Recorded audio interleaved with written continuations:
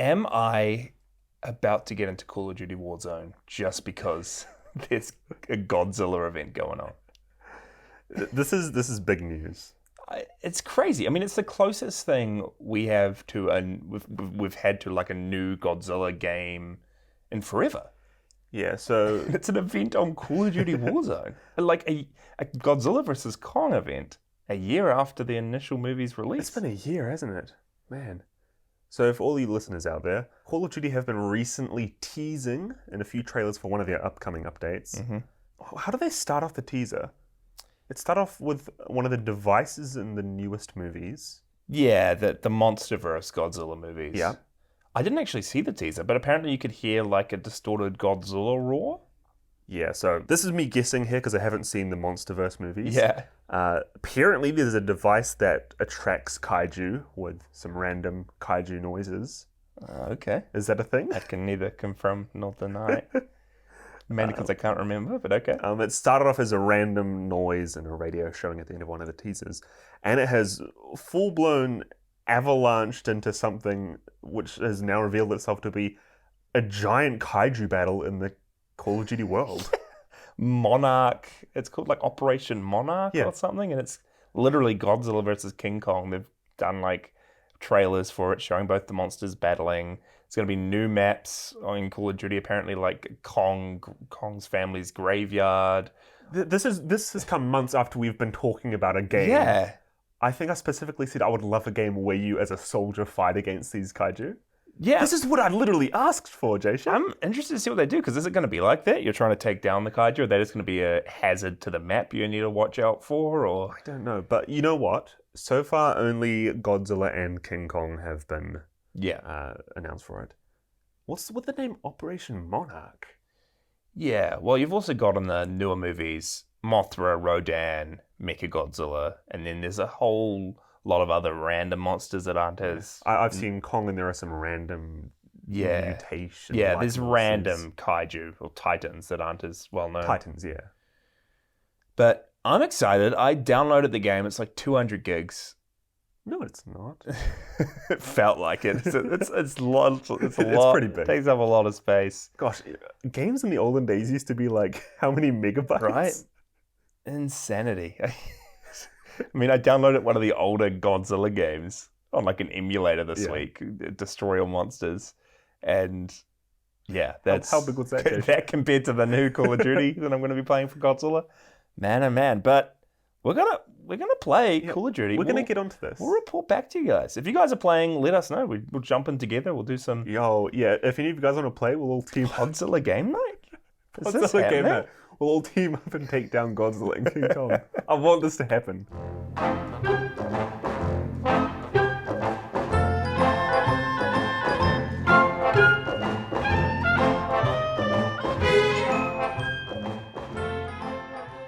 Hey guys, all you listeners and listenettes out there. It's a new one. Okay.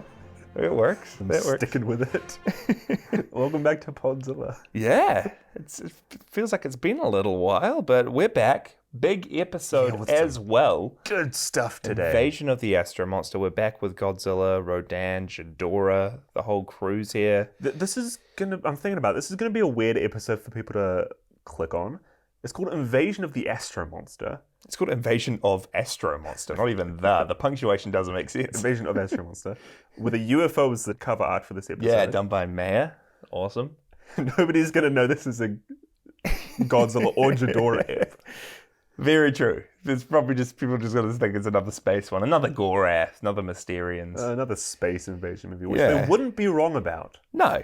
I mean, yeah, we'll get into it, but is he really a villain kaiju in this? Not really. Ooh. The villain's the aliens. Yeah, at least not one we've seen before. Exactly. I guess we'll just get into things. Before we do, though, I just wanted to... I don't think we mentioned it on the podcast a while back, but sadly, Akira Takarada, one of the actors in the original Godzilla movie, he was in Half Human, a lot of the ones that we covered, and he was in this. It was awesome to see him in Invasion of Astro-Monster. Sadly passed away last month, which was super sad to hear. It's really sad, especially after watching this first batch of Godzilla movies. Yeah, I know. And him becoming such a prominent actor during this whole season.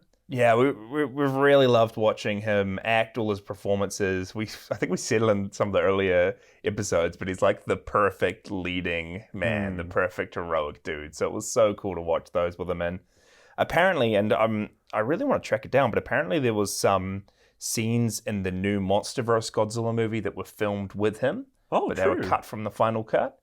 So here's hoping they release that in some capacity, because that would be really cool to see more That'd of be him. great commemorative deleted scenes or something. Yeah, but yeah.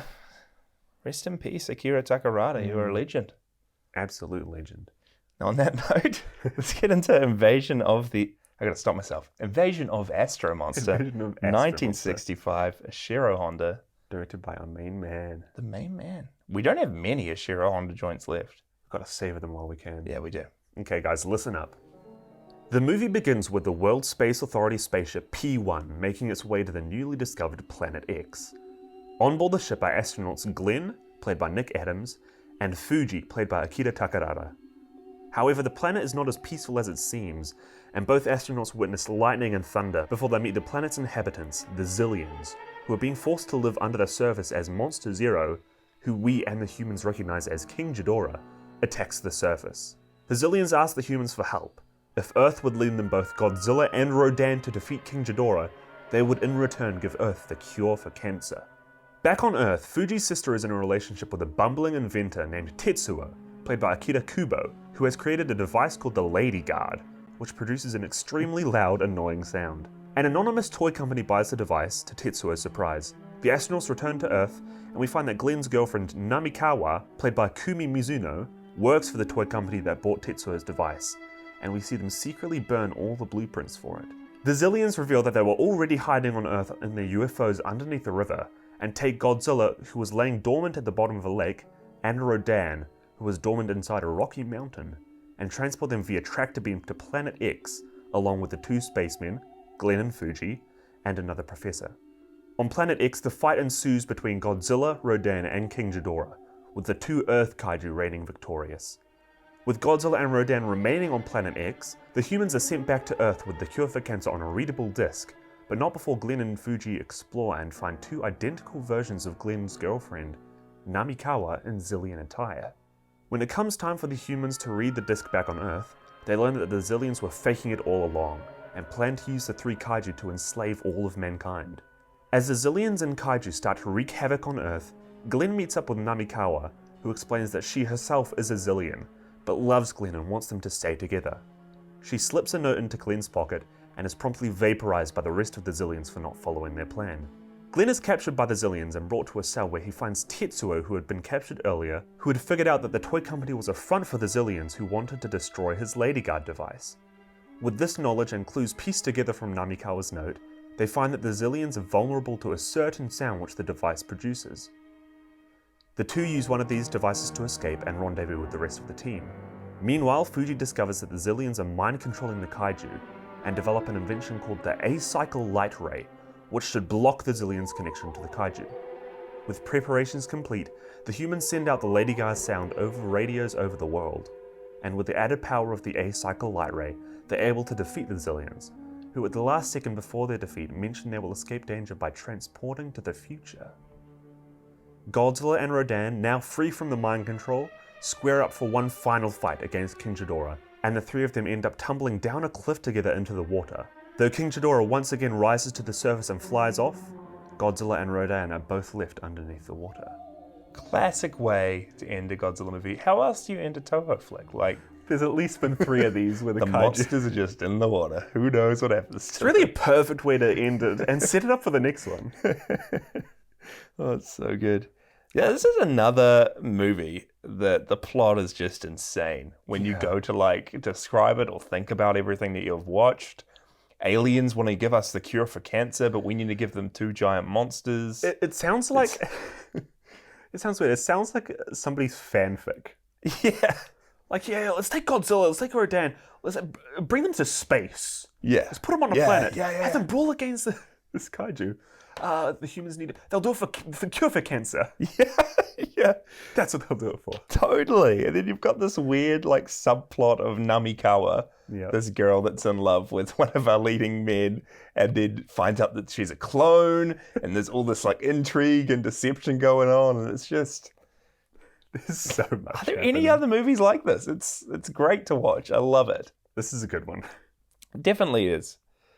What should we talk about first? Why don't we go to the movie starts off like right in the middle of action in the P1 spaceship. Yeah. And they're getting ready to go to this strange planet, Planet X. So we're kind of given all this information up front, and they're just going to check out this planet. And the sequence of events of them like landing onto the planet, looking around, I just love it. Like the miniature work, It's a really cool the sound yeah. stages that they must have used for the planet. Yeah. They built like a whole soundstage, you're right, with this giant, what looks like the base of the P1 spaceship. Yeah. There's a classic Toho miniature shot from there with very fake-looking humans. So when they're both coming out of the spaceship, they go down an elevator to get onto Planet X. They pose this like pipe cleaner human with They look like- one hand on its hip. As for like 15 seconds, it's just going down this elevator. They look like G.I. Joes or like action men or something. Even like Barbie dolls, just how skinny all the limbs are.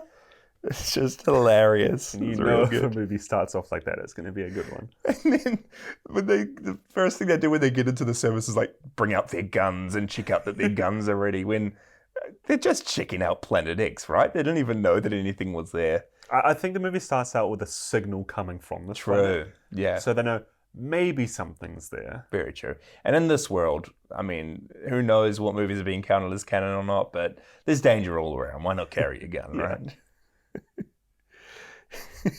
They meet up with the Zillions. I'm just thinking about, they meet up with the Zillions and we're introduced to like their costumes, which are, the Zillions' costumes are quite cool. They're in like black and grey vinyl suits, and they wear like coverings on their heads, almost like really thin sunglasses, not even You know what it is? sunglasses. It's a mix of like 2022 runway fashion, Yeah.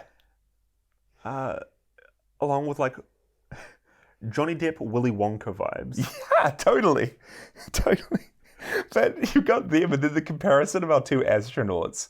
I could not get over even their get up. They're like in bright orange spacesuits, but the zipper goes like, it's right where their butt is, up to their crotch, and then like two zippers over each of their thighs. I'm like, what are these suits? The Where, functionality. how do you get into these things?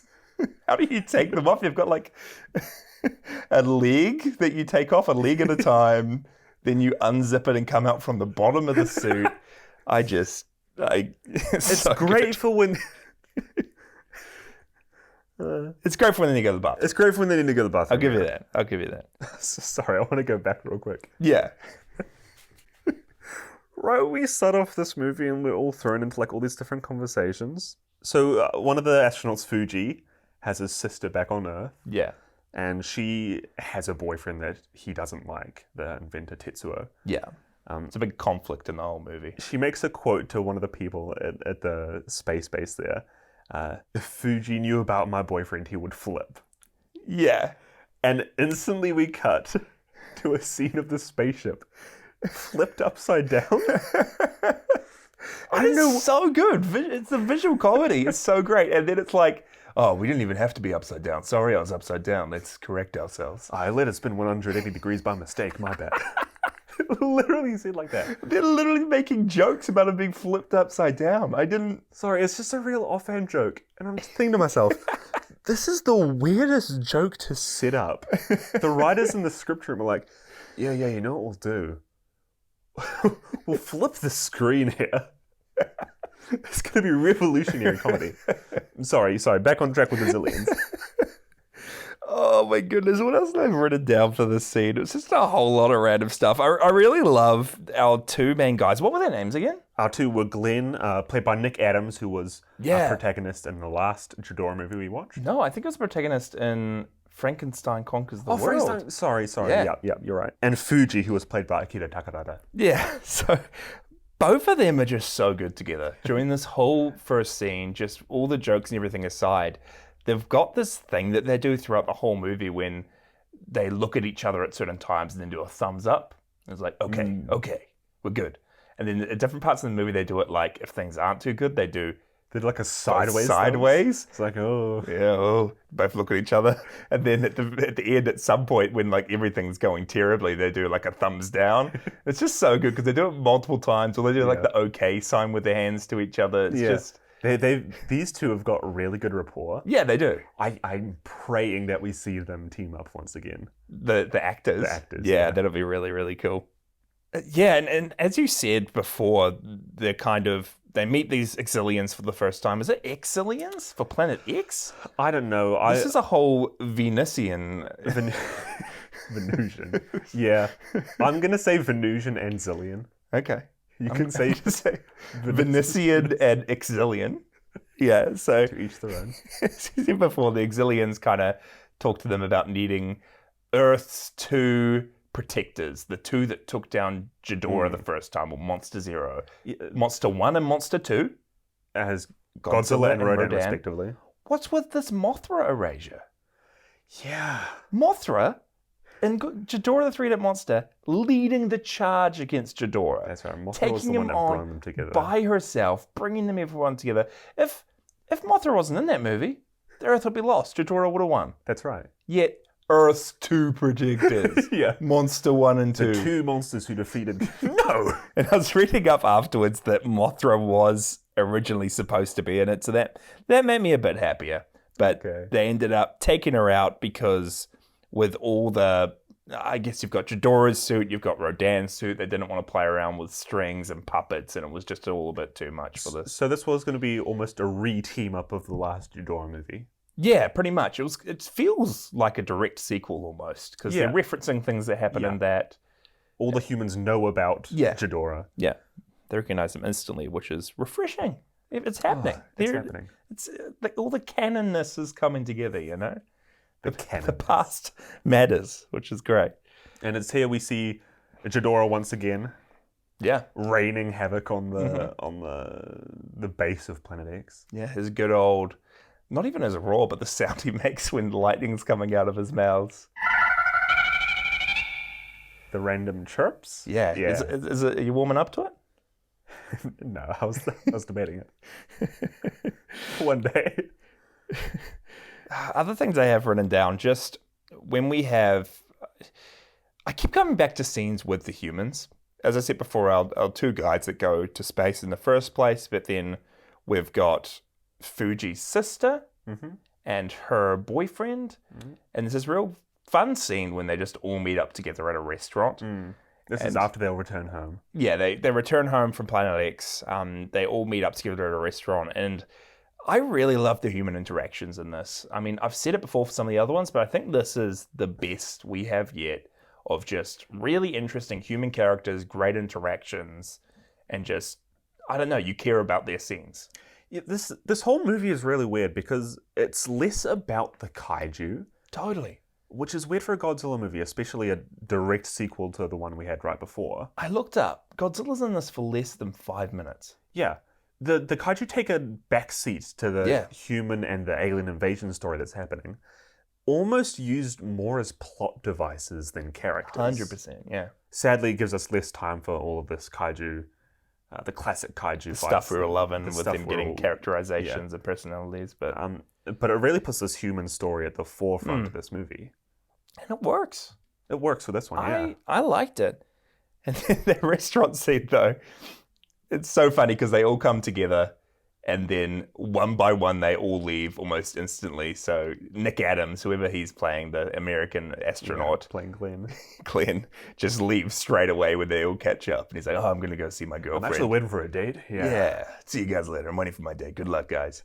And then our main dude, Fuji, almost straight after that, he's like, okay, nice to see you too. I still don't approve of your relationship.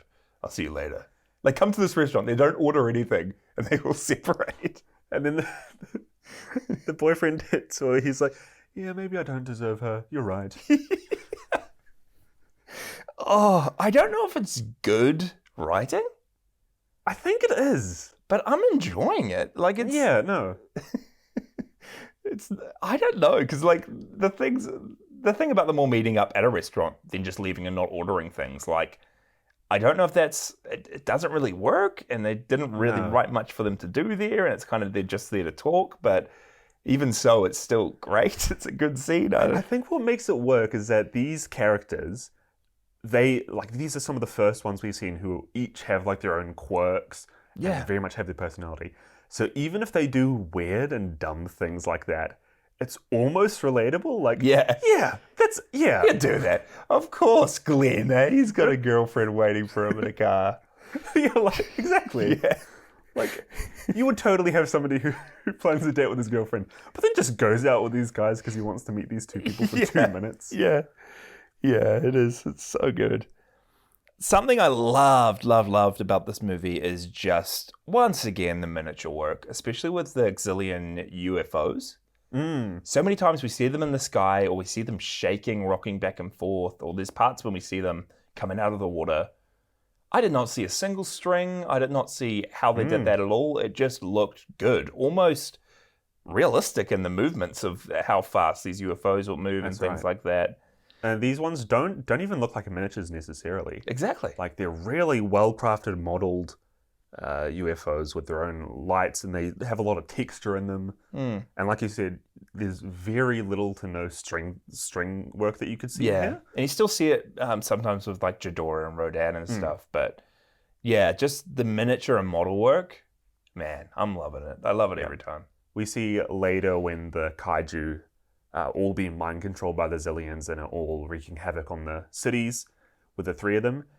There's so much miniature work there with like giant kaiju feet stomping the buildings. Some of them using their breath to melt some satellite dishes. And we love our melting scenes here on Podzilla. Yeah, exactly. Melting things of atomic breath. It looks so good. And you even put it out, but with the kaiju stuff at the end, specifically Godzilla's stuff, looks pretty great because he's got a new suit this time around. He does, right, yeah. And you mentioned that doesn't really have googly eyes anymore. They're not as bulging and not as like glassy looking. It looks better. Yeah. I said it looked less googly or boggly. At the end, there was a little bit of googly. There's a little bit of eye movement with Godzilla, but... And I think somebody in our Discord mentioned this out. Was it Bego who said that the Godzilla suit they used for the last one ended up being reused in a few other non-Godzilla movies? Yeah, you're right. Bego in our Discord pointed this out to us, that in Ultraman, which is a show I really, really want to check out. What is Ultraman? Because I don't actually know too much about it. It's another Japanese kaiju, not a movie, but show, from around the same time that these were coming out. So there's a lot of really cool looking kaiju and a lot of similar scenes. I think Eiji Tsuburaya, who worked as a special effects director for the Godzilla movies, actually started up the production company that made the Ultra Q in some of these series. So a lot of the same special effects, a lot of the same kind of look and feel to the Godzilla movies. There's a lot of crossover between the two. Yeah, a lot of crossover. And Bigo pointed out that, especially off the back of last episode, when Baragon was introduced, the Baragon suit was used in a lot of the Ultraman and Ultra Q shows for different monsters. They changed the head, they changed some of the colors. And the 1964 Godzilla suit, which was one from the last couple movies, has been reused a few times in those shows as well. There was a picture on there of, I think, Ultraman, which I looked up a picture and I have seen this. Is it like a kaiju-sized, I can't say anything because I don't know, robot, humanoid? I think so. This is a massive blind spot for me. We're definitely going to have to look into it at some point. Real cool. I'm looking forward to it. But I don't know if you're more familiar with Jet Jaguar. Yeah, no, Jet Jaguar I'm familiar with. It's like Godzilla's equivalent. Yeah. So a suit, I think it's a person that can grow to a tall size. Okay.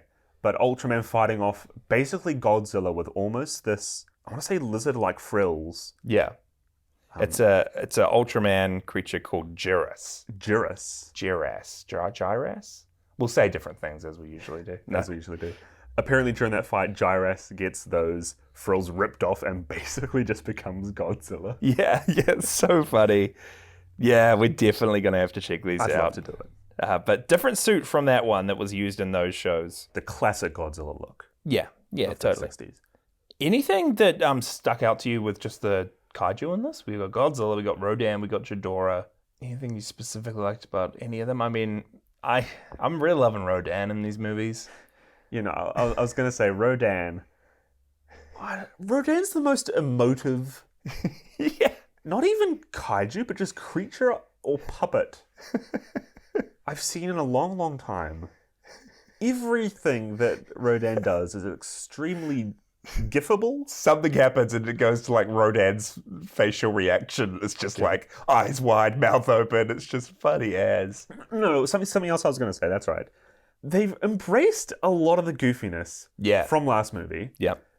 There are a few clips or pictures or videos that just I've seen on Reddit here and there around the internet, specifically of this movie, because two instances, one when Godzilla is taken up by the tractor beam, it's almost like a meme within the Godzilla community. Yeah. He gets tracted up in a very weird fetal position with his tail like tucked up around him and he's holding his own tail very much in a fetal position. He's just got his tail between his legs up in front of his face and he's like hugging it. I don't know if that's how he was sleeping when they got him in the tractor beam or... That's just how he hibernates, man. And then But he Rodan... flies off to space like that. Yeah, and Rodan's even just as funny. Got his wings completely around Like a him, bat. almost like in a triangle shape. Yeah. It's, real goofy stuff. Sorry, that's a great image. Second, when the kaiju defeat Ghidorah first on Planet X, Are we talking about this? we're doing it. The victory dance. Godzilla's iconic victory dance. Now this is infamous. Yeah. Everyone knows about this. This is what this movie is pretty much known for. Is the movie Godzilla does the dancing. I want to add another thing to it afterwards, but yeah, Godzilla, in like the weird, slightly less than Earth gravity, does like a trampoline kind of Mario dance. Yeah, and I looked this up afterwards, and I saw it while reading bits and pieces about the movie. But it's actually a very famous dance in Japan. Really? Which is something that I didn't know at all. You know, Godzilla's very observant of the culture. Yeah, the Japanese culture. He's really getting along with the trends. But apparently this is called the Shi or the She. How's it spelled? S-H-E, but there's a little triangle over the E. It's called the Shi gag pose. And there was a very popular Japanese mischievous character called Ayami in a manga at the time. And this manga was created by a very famous Japanese cartoonist, Fujio Akatsuka. And Ayami would do this pose in the manga every single time that he was surprised, and then he would scream, "She!" And this is just very popular. Jasha screaming "she" on the podcast? She! I'm not doing the pose, don't worry. But yeah, this is very popular. People took this on and people would do the she pose. And one of the actors in this movie suggested that Godzilla should do the pose because it was very popular at the time. And So sorry, who suggested it? actor Yoshio Tasachiya? I love that. That's the equivalent of somebody nowadays, if he had a Godzilla movie, just be like, hey, I've been watching this on TV. You should just do this and put it in the movie. Yeah, totally. Who knows what we're getting at with like all the trends and dances nowadays? I don't even want to think about it. Godzilla would totally end up doing the floss or something. Yeah, oh my goodness. But yeah, this actor suggested it to Eiji Tsubuya, who we know is all for making things look goofy and funny, and he just loves it and revels in it. And he completely agreed. And he even said, why not just make him do it multiple times over and over instead of just making the pose once? So they used the pose and made it into this jumping dance thing, and Honda hated it. Ashira Honda did not like this dance, but never said it publicly. His son recalled that his father did not like the decision at all, but he didn't want to say anything just because of how the producers and the studio mandates have treated him in the past, and because he really respected Eiji and didn't want to go against this decision that he made. Like, this whole thing is it's a weird thing to happen in this movie, because if you think of Honda's original vision, if you go back to the 54 movie, Godzilla being this unstoppable, very basically equivalence of like the atomic destruction at the time. Yeah. If you watch that first movie, it is so intense, quite horrific what Godzilla's doing. Cut to this movie where he's doing the she dance. Doing the she dance. it completely contrasts and almost takes away from who his original vision of Godzilla is. Yeah. It's crazy how far we've come. It's crazy in just this brief amount of time. It's because we're in the 60s. Godzilla came out in the 50s, like just over 10 years. After. And yeah, it's crazy. As well, one last thing in that fight against Ghidorah, Godzilla turns into Rocky Balboa. Yeah, Godzilla's finishing moves against Ghidorah is just to put up his fists, kind of like do this up and down stance while he's like blocking one of his face, and then he's literally doing boxing moves. And Cuts to his feet doing like the classic shuffle and Yeah. like mystery. He's just taking out Ghidorah's heads one by one. It's so goofy, but it's so lovable at the same good. time. I can't help but just love this kind of thing. Yeah. That's the thing, you can't help but love this. Yeah. Something else completely different from what we were just talking about that I wanted to touch on was just Namikawa in this. So the girl who we're initially introduced to as the head of this toy company, or someone that works at the toy company. Yep, who we find out is Glenn's girlfriend. Yeah, who's Glenn's girlfriend. I really, really liked Glenn and Namikawa's relationship in this. Because first we see that they're seeing each other. Then we find out that Namikawa she's an Exilian. She's obviously evil. You shouldn't trust her. But then she has another scene with Glenn when it's revealed that she does truly love him, even though every Exilian girl looks exactly the same as her. Yeah. Even though they are controlled by this high Exilian commander, she literally has feelings for Glenn. And she's like begging him at the end to come with her, like So to Planet X. so they can at least marry each other. Yeah, so and they be can get together. married. Or Glenn's like saying, no, why don't you stay here and marry me? And she's like, no, you're going to be destroyed. You don't understand Planet X. And she ends up kind of sacrificing herself for Glenn at the end. She lets them know that this sound from the lady, what is it called? The Lady Guard. The Lady Guard It's a device. weird name. So weird. She tells them that the sound is what can stop the Exilians, and she ends up dying right there, pretty much in front of Glenn. And I got a little bit emotional, dude. It's sad, and she does write basically a love letter to him, Yeah. which he is able to read after he dies. I didn't expect this. No. Especially with everything else. Godzilla doing the she dance. I didn't expect to have this emotional, tender moment between this alien that's found love and actually gained almost personality. And she's not like the others anymore. Yeah, she basically, or essentially becomes a human. Yeah. There's this quote that I put down that she writes in her letter at the end, which I thought was really cool. And it says, "With you, I have found a love beyond all computations." Oh, which just is so good because throughout the whole movie, the Exilians are always obsessed with their computers and their computer technology and their computer teams. That's right. And she's found a love beyond all computers, beyond all computations. None of that stuff matters anymore. It's just Glenn. Sounds like you're doing like a high school film study on this. Which, if any of you are still in high school, you absolutely should. You could with this, dude. No, it's a really great and meaningful moment. I just don't understand how it has deep stuff like this and then crazy other wacky, goofy stuff. But I really loved that. And the last thing I had written down just in general about the movie was, and you touched on your little blurb at the start, but the Exilians knowing that they're going to be destroyed, and the last thing they say is, "We'll escape to the future. You have not seen the last of us." And then the UFO blows up. And then, but not before they hit the big red time travel button in the UFO. Yeah. So I'm assuming it's time travel. Yeah. Well, I said they're going to the future. Like, I don't know what's going to happen. Man, what a movie. It's a weirdly good balance between serious and silly, between the kaiju and the humans. You think it wouldn't work, but it does. Yeah, it really worked for me. I've just got a little bit here about the Exilians. I mean, we didn't have any new kaiju this time around. We've met them all before, which was cool. That we get, I guess, more story to add to these monsters. But the Exilians are new. As I said before, they've got like black and grey vinyl suits, and they have like black visors that cover their eyes, and they've got like an antennae almost on like top of their that. heads. What's that Star Trek character? Oh, Geordie LaForge? Geordie LaForge. Yeah. It's like that kind of vibe. Very much like doing a Geordie look. And then, as we also said before, the female Exilians all look completely the same. They've got this like fringe haircut, and they don't wear anything on top of their heads. And interestingly, we saw glimpses of this in the movie, but they're very, very pale. Yes. And they have to undergo a tanning process to be on Earth. So we saw one of the Exilians. Well, that's not... No! Oh, you're right. I didn't think this was mentioned in it. Yeah. We saw one of the Exilians who... He's the one who was masquerading as the head of this toy company. Yeah.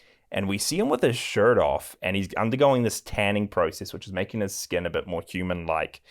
And we see that he has metal bolts sticking out of his back, which almost adds to this. I don't know. It adds to the feeling that they're even more alien, or even just a very almost cyborg-like, or even closer to computers than we knew. Yeah. So it's that never clicked for me, but you're totally right. I didn't think this would be the movie that I look back and realize stuff with. Yeah, it's pretty cool. They're definitely the most, I think, like well thought out alien race that we've encountered so far in our journey. Because what have we seen? We've seen the Mysterians, the Natal. That's pretty much it, right? That's pretty much it. But these are the big ones going forward. Yeah. Oh, I don't even think they're the biggest. I said that last week, but looking at how many other times these show up, the Exilians show up in video games, TV shows, and a couple of other movies. But it almost seems like, even though these are the most notable, every movie with aliens still changes the alien every single time. So there's plenty more that we'll see coming up. Do you think we'll see Zillions in Call of Duty? Who knows, dude? I don't know what to expect. They're not in the Monsterverse yet, I don't think. Yet. So we'll see. I do have a few more just little bits of trivia here. So this is Ishiro Honda's last film to make it to the top 10 grossing films of the year in the Japanese box office. Film. No, not his last film. We've still got a few more Godzilla movies with him, but the last one that was top grossing at the Japanese box office, which is crazy. I don't know what happened, and I'll probably have to look into it as we go forward, but if Godzilla just got a bit less popular. I'm surprised that ones with a Godzilla title going forward aren't in there when this one... Invasion of Astro-Monster. Yeah, it doesn't have anything to do with Godzilla. Doesn't even have the Frankenstein title at the start for the Germans. It's like they're not trying to sell it in the slightest, but it still was pretty high grossing. Yeah, but interesting. I don't know if it is the likes of Ultraman and other similar things rising up that are more accessible. Whereas all all the kaiju stuff that are happening at the time just becomes a bit more saturated. Yeah. So less of the focus is on Godzilla. Yeah. Yeah, it'd be interesting to see what happens. Something that I also noticed at the end of this movie, I don't know if you did, but I was reading up about it afterwards, and the whole end fight sequence of... Between the kaiju? No, sorry, before that, when Ghidorah, Rodan, and Godzilla are just attacking Earth and destroying things and standing on things, it recycled so many shots from Rodan, Mysterians, and Mothra. Wait. Yeah. Did you pick up on any of this? No, I knew there's one specific half a second clip of Godzilla's foot stomping down. Yeah. That was reused 3 or 4 times. There a lot. But no, I didn't realize they reused footage from even Mysterians. I know. Mysterians is weird because it doesn't have any of those 3 kaiju in. Yeah, I think it was just more explosions or destruction scenes when there wasn't a kaiju in the frame. The ones I noticed were, there was a couple times with Rodan, when you see the old suit, that the spikes on the front don't look the same and his face looks slightly different. Yeah. So it was just real interesting. And a lot of people don't like this movie, and it gets a lot of negative reception because of the reused stock footage or just the scenes from the other movies. Is there a reason? Well, I think it's the lack of kaiju stuff to begin with. I mean, as we said, Godzilla's in it for less than 5 minutes. I think it's the movie he's in the least out of any of these movies that we're going to be covering. Yeah. And then they go and just reuse shots instead of filming new stuff. Yeah, I guess I understand that. I mean, for me, and I guess for people coming in, if you've been keeping up with the Godzilla stuff so far, you wouldn't see the Mysterian stuff. Yeah. Half would notice that it's reused footage from Rodan. I mean, you've seen them recently. I just saw it and I didn't notice. Exactly. Yeah. So it's no biggie, but it is something that people have picked up on. I think this is the movie with the most reused stuff like that. Mm-hmm. Something I also found interesting just looking up is that the kiss between Namikawa and Glenn in this movie. There's a scene right when Godzilla and Rodan are being Yeah. abducted, for lack of a better word. It cuts to as that's happening, Glenn and Namikawa are sitting in a car making out. Yeah. Classic Glenn, right? Classic Glenn. Supposed to be there for the Kaiju are getting abducted by aliens and he's just making out in the car. Classic Glenn. That's right. No, I did. I remember that. Yeah. And that kiss is the first and only on-screen kiss to appear in a Toho Godzilla movie up until one of the 2018 animated movies. 18? Yeah. What? So just no. That blows my mind. I don't know if there's a reason for that, but no Is this on-screen the kissing. first kiss? Yeah, the first one.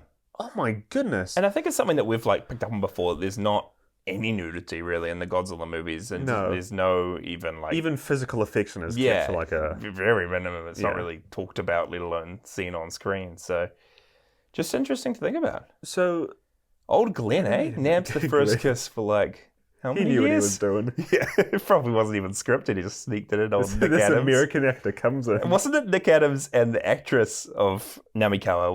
Weren't they the two that had an affair while filming these? Or there was something going on? Who knows? All this behind the scenes stuff. I'm surprised that even going forward into the newer ones, Monsterverse or even the early 2000s, that there isn't many kisses or just romances. There might be. There might be. This is the You're Toho right. stuff up until 2018. But I can't even remember. I can't recall any off the top of my head from the newer stuff. Just they're focusing on the kaiju, which is what you want, you know. That's what we're here doing for. the she dance. Yeah. Last thing that I've got written down here, and it's just a couple of Easter eggs, which I love when they do this in the movies. Tetsuo, the inventor character in this, has a JX-2 rocket ship in his apartment. Really? What is that? JX-2. It was the rocket ship shown prominently in Gorath. Oh, So he's got the cool. Gorath rocket ship in his apartment, and then that doesn't make any sense chronologically then. because of Gorath, the moon explodes, and we didn't see the moon in this. Who knows? But yeah, we see that rocket ship, and then the atomic heat ray gun from Mothra. They use an atomic heat ray gun in Mothra, and it's the same device that Exilians use to revive Godzilla and Rodan on Planet X. So just a couple of That's really cool. returning things that we've seen. I love that they've just chucked in something from Gorath. We've seen things chucked in from Battle in Outer Space before in different parts. So Gorath is the weirdest one to make kind of canon in. Gorath, eh? But yeah, that's pretty much all on the trivia side for Invasion of Astro-Monster. Yeah, it's a surprising amount to get through in this movie. Yeah, Like I said, there's so much happening all at once. It works though. it does. I'm very interested to see what you rate this. I have no clue. Yeah. Oh, gee willikers, Batman. I don't know. Why don't you start? What are final thoughts and rating? Okay. Yeah, like I said, this one is such a weird balance. I thought that movies I'd rate high in this Godzilla journey we've been going through are the ones where the kaiju get a lot of time to shine. This one, they're not even the main focus, really. Yeah. But it just works. All of the human characters, I think it's because all the human characters do have so much personality. Some of the most human-like characters we've seen watching these movies so far. It really makes them real, and for one of the first, it wouldn't be the first time, but this is one of the only ones I can remember recently where you're excited whenever it pans to another one of these characters on the screen. It's real cool to just catch up with them and see what they're doing. Yeah.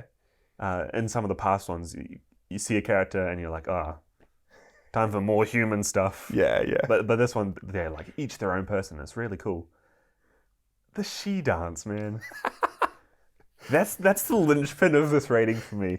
I don't know whether that makes it better or worse, because I do like that Godzilla's becoming a bit more goofy, a bit more characterized. There's no reason for him to do that, though. He's celebrating his success over Ghidorah, and he's testing out the new gravity on this Planet X, you know? Victory dance / just trying out the new terrain, the new gravity. No, I do like it. I think the highest I've rated one so far is a 4. Yeah. I think this would be up there 4 stars. as a 4 as well. Well, which would be on par with the original Godzilla. Yeah. I don't know if I rated one of the Mothra movies 4 as well, but I think it is on par with the original. I'll put it at... let's go 4 she dancers. 4 she dancers. She dances, the linchpin, the thing you can't decide on is our rating system. It only makes sense. It only makes sense. Yeah. Honda would hate it. Yeah. Oh no. What are we doing to Honda right would now? give this 0 she dances. What did you think about this? I'm curious as well. I had a really good time.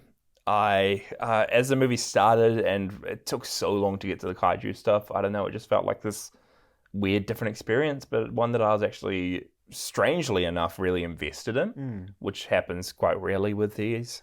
I think because it gives it that amount of time at the start for you to get to know these characters originally, before lumping in so much of the kaiju aspects. Yeah, and then even though all the kaiju stuff was goofy, I like it. I don't know why, but I find these fights, even though they're very over the top, just more engaging than the ones all the way back at the start, like Godzilla vs. Anguirus, when they're just pushing up against each other and Godzilla raids again. Over and over again. It's just fun to watch. It's very entertaining. And I really loved and connected to a lot of the characters in this, which is just something that doesn't happen much with these. I also, Ghidorah the three-headed monster, the Godzilla movie before this one, started it off, and I connected to some of those characters as well, and it felt like they were leaning a lot more into making the human characters more interesting. Yeah. And this kind of jumped off from that and also mixed in elements of like the Mysterians and the crazy out there sci-fi adventures, which I've rated highly and I love. So I'm probably going to give this also 4 out of 5 she dancers. Which is interesting because it's the same that we gave the original Godzilla movie, and it's just interesting seeing comparing the two because they're so different. Yet, I like them both for different things. We're definitely going to have to revisit the original movie when we get through this whole journey and see how we like it after going through all these ones. But you're very right though. They're like two opposite sides of the spectrum, but neither is bad. Yeah, yeah. And they've both got like the same little bit of magic in it. Yeah. Shiro Honda's little touch, which, it's great. I enjoyed this. Invasion of Astro-Monster. Yeah. What a film. Give it a watch. Give this one a watch. Yeah. Sure. We also got a couple of our listeners and a couple of you guys in the Discord reached out and just shared some of your thoughts. So we thought we'd share them on the show. So Emblia98 said, the Astro-Monster is probably my favorite of the Showa era, bar the original. I love the human plot, which is rare, and I'm literally planning on getting Gochi's victory dance as my next tattoo. Let's go, Blair. Do it, Blair. That's so good. You need to send us some pictures in the Discord when you've got it. But yeah, completely agree. I don't know why is this so good? It's just out of the blue. Yeah, it seems unanimous. Oh, well, let's hear a few more of the... Yeah. But it seems like it's unanimously loved. Yeah. Glass Asylum said, definitely want to hear your opinion on Godzilla's celebration dance. And it's amazing that in the span of 11 years and 6 movies, Godzilla went from the obvious bad guy to a goofy hero in space. Which we mentioned, it's just crazy, this journey so far, how much Godzilla's changed. I think I said it as a joke to you at the start. They're going to bring Godzilla to space. Yeah, yeah. This is so goofy now. Who would have thought? Who'd have thunk it? Oh, man. And the she dance. Iconic. And then Big O said, Monster Zero was a film I never thought highly of until recent years. Now it has recently become a top 5 Showa Godzilla film, even better than Ghidorah the three-headed monster in my eyes. Love the setting, the sci-fi elements, and especially the cast. Nick Adams is the Golden King, baby. Let's go. Really hoping for an official edit at some point that merges the Japanese cut with the US cut where everyone is speaking Japanese except for Nick Adams. I need to hear that man breathe in his own voice. Can't dub that goodness. 4 out of 5 from me, and waiting for you guys to review a movie that sucks so I can give my 2 cents on them. That's awesome, Biggo. We haven't had a bad one in a while. We haven't heard Nick Adams' real voice, have we? It sticks out so much. Just the way his lips move and the way he talks. And I actually watched the trailer for this movie before we watched it tonight. And there's a couple of his lines which he says in English in the trailer. He's got a great voice. Yeah. It would have been so good. Just have him speak English and everyone else speak Japanese. You don't have to have it For explained. sure. It's just a bit off-putting having someone go and overdub his voice every time. That cut would be the dream. The dream. Someone needs to make that, We need to definitely. just have Nick Adams in his own voice. Baragon's original. Yeah, we'll add it to the list of Podzilla cuts we need to make of the movies. We'll do it. Going back to the start of this episode, Godzilla and Call of Duty, I'm surprised that Godzilla ended up showing up in a shooter game rather than Fortnite. Man, you get him to do the she dance, Get bring the that she in dance? with him. Tell you what, I'd be all over Fortnite if that were the case. Yeah, it's so strange to me. Call of Duty is getting Godzilla other than any other game, rather than like a new original game. Craziness. The world we're living in. I'm looking forward to it. I hope that when we finally beat Kong, because Yeah. we'll be on Godzilla's side, Yeah, yeah. maybe we can do the she dance alongside him in Call of Duty. Stand up from our desks. Step out of our chairs. Headset still on. I was Doing meaning the she in dance game, together. but sure. Oh, okay. All right, yeah, sure. Thanks for listening, everybody. Yeah, thanks for listening. Next episode, we are covering War of the Gargantuas.